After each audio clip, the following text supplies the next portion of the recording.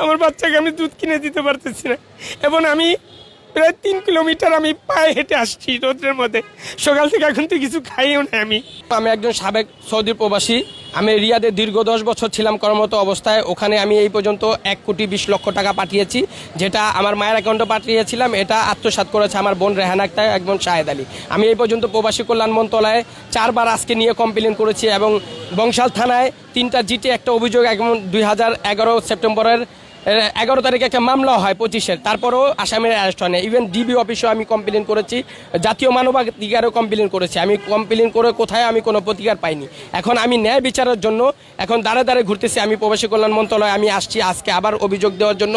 তো এই ন্যায় বিচার পাওয়ার জন্য আমি এখানে আসছি। এখন আপনারা জানেন যে টাকার লোভটা এমন যে কেউ এটা করতে পারে না। একজন ভাই ভাইকে দেখেন মারতেছে, ভাই বোনকে মারতেছে। এখন আমার বোনকে তো আমি বিশ্বাস করে, আমার দিক থেকে আমি বিশ্বাস করে দিয়েছি। এখন বিশ্বাসের অমর্যাদা সে করেছে, সে টাকাটা আত্মসাৎ করেছে। এখন আর কি করার বলেন পৃথিবীতে? এখন যদি ভাই বোনের সম্পর্ক যদি এমন হয়, এখন সমস্যা ফেস করতে বলতে আমার এখন 2টা বাচ্চা আছে।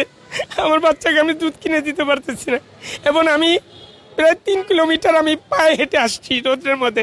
সকাল থেকে এখন তো কিছু খাইও না। আমি পায়ে হেঁটে আসছি, এখন আবার পায়ে হেঁটে যেতে হবে। আমি দাঁড়ে দাঁড়ে ঘুরতেছি। প্রশাসনের প্রত্যেকটা জায়গায় আমি গিয়েছি, আমি কোথা থেকে কোনো হেল্প পাইনি। আমি এখন যেহেতু আমাদের প্রতিমন্ত্রী সাহেব বলেছে, আশ্বাস দিয়েছে যে আমার বিচারটা সে দেখবে। এখন সে নাকি 1টা বাজে আসবে, আমি তার কাছে আবার যাব। আমি এখন এই আপনাদের কাছে আমার আগের আবেদন। অন্তর্বর্তীগত সরকারের সময় তখন আসছি, তখন তারা বলতেছে ওখানে যে থানায় বলতেছে দেশের পরিস্থিতি ভালো হোক, দেশের পরিস্থিতি ভালো হোক, তারপরে আপনার তার দেখা হবে। মানে গুরুত্ব দিয়ে কেউ এ পর্যন্ত কাজ করেনি। এখন এই সরকার আসছে, এই সরকারের কাছে আমি দিয়েছি, যেহেতু বিগত সরকাররা যে যেমন করেছে, এই সরকার অনেক আশ্বাস দিয়েছে প্রবাসীদের জন্য যে কোনো হেল্প তারা করবে। এখন এই সরকারের কাছে আমি দিয়েছি, দেখি এই সরকার কি করে। হ্যাঁ, এটা আমার একেবারেই বিশ্বাস না। সূর্য সন্তান শুধু বলা কথা ভাই। এখন আপনারা দেখেন বলতেছে সূর্য সন্তান প্রবাসীরা এই দেশের সব কিছু, কিন্তু না।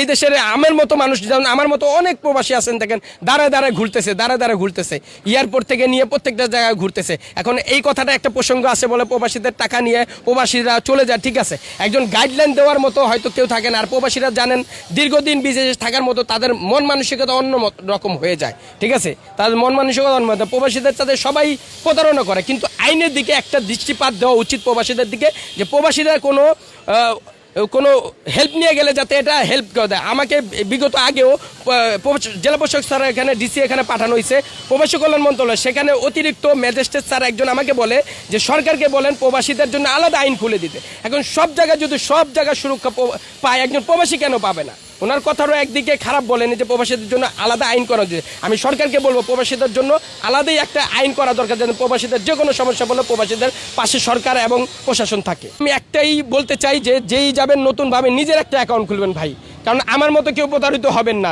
দিন শেষে এসে মা বলেন, ভাই বলেন, বোন বলেন, কেউ কারো না।